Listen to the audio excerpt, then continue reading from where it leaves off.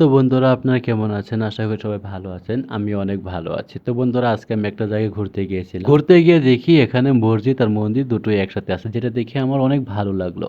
তারপর আমি ভাবলাম একটা ভিডিও করা যাক। ভিডিও করব বলে ভাবিনি, তারপর আমি ভিডিও করতে হলো কারণ আপনাদেরকে দেখানোর জন্য, যেখানে হিন্দু আর মুসলিমদের দুটোই একসাথে থাকার একটা মসজিদ আর মন্দির। এই দুটো মসজিদ আর মন্দিরের পাশাপাশি আরেকটা জিনিস দেখানোর আছে আপনাদেরকে, যেটা আমি একটু পরে দেখাচ্ছি।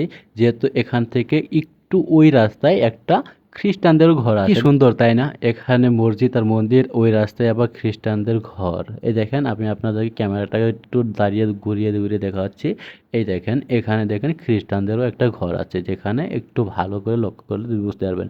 আমি একটু আস্তে আস্তে করে ওটার পাশাপাশি যেতে চেষ্টা করব। তো আমার ভিডিও করা দেখে সেই ভাইটা আমাকে হাত দিয়ে লাইক দেখালো। তারপর আমি আগিয়ে যাচ্ছিলাম ধীরে আর হ্যাঁ, এখানকার যে রাস্তাগুলো আছে না, বলতে লাগবে অনেক সুন্দর। কারণ এখানে কোনো আবর্জনা থাকবে না রাস্তাঘাটে, কারণ রাস্তাগুলো সাফ করার জন্য সকাল সকাল কামের জন্য মানুষ আসে এখানে। শুধু এখানে নয়, পুরো স্টেটটা এরকম করে সাফ সাফাই করে রাখে এখানকার সরকারে। তারপর আমি ক্যামেরাটা ওখান দিয়ে দেখলাম যে এখান থেকে ওখানে কেমনটা দেখায়। তারপর দেখেন ওখানে যে খ্রিস্টান ঘর আছে, সেই ঘর থেকে এখানে ওই মসজিদটা একটু দূরে। তারপর আমি রাস্তা পার হচ্ছিলাম এখানে। আজ বেশি গরম ছিল না, তাই আমি ঘুরতে পারলাম, না হলে এখানে এত গরম ঘোরাই যেত না। আর এসব কিছুর মাঝখানে একটা কথা বলতে যাব আপনাদেরকে, এটা আমার হলো প্রথম ভিডিও, আমি আগে কখনো ব্লগ ভিডিও বানাইনি।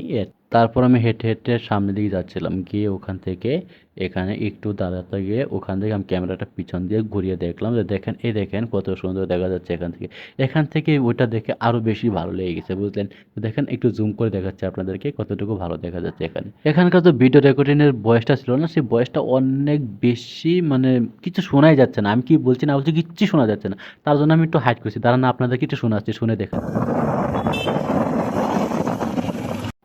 এই অবস্থা আর কি এখানকার ভয়েসটা, আমি সেটার জন্য হাইড করেছি। তারপর ওইটা দেখেন, এই ভিডিওটা আমি ওখান থেকে করেছিলাম রাস্তার মাঝখান থেকে। তারপর আমি ভাবলাম যে ওই পাশে যেতে হবে।